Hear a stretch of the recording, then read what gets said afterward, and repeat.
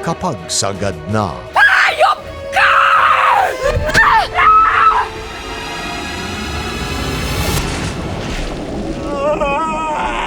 tiyak sa sabog at puputok na. Wala rito si Amira.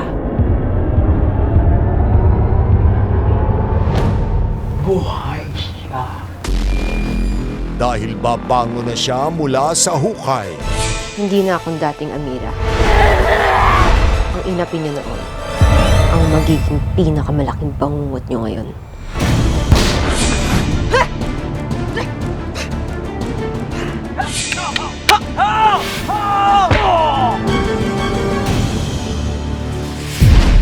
Ito na ang pinakahihintay na oras ng paniningil.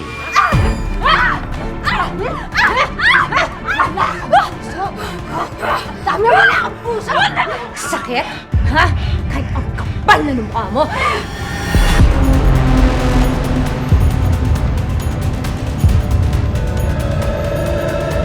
PBI! Walang kikilos! May warrant kami to search all the premises, kaya buksan mo yan. Rapist ka. Pwede kitang ipakulong. Wala akong ebidensya. Pero meron akong pera. Pampasarin ka mga bumunyo. Sige! Iputok mo! Para malaman ng lahat ng tao kung gaano ka kasamang pulis, katulad ng tatay mo. Alam mo bang isa-isa nang nagpupulaut ang malalaki nating investors? Kumilos ka dahil lilipat na daw sila sa iba. Eh, saan naman sila lilipat?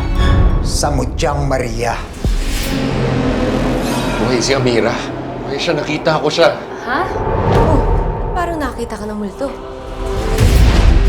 Ganti now. Patin mo nga ako. Anong ginawa mo dun sa event ng mga Tera? Baka naman napili ka na nila. Paano to, Alex? Ano natin sasabihin kay Amiral tayo na? Ganito ka-sweet, oh.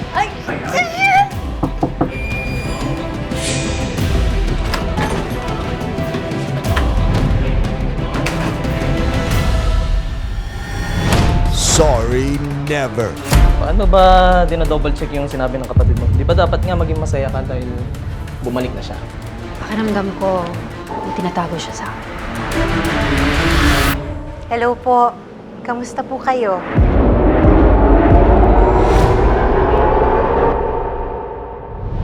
You better make sure na nalinis talaga ang problema.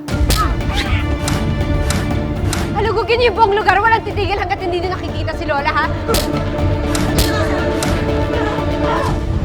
Magtago na sa lungga ang mga demonyo at impakta.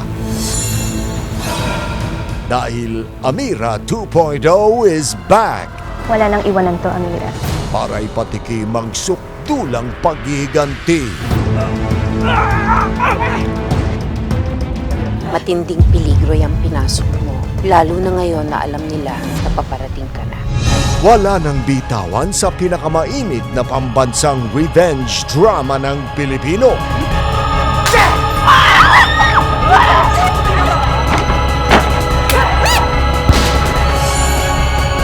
Makiling!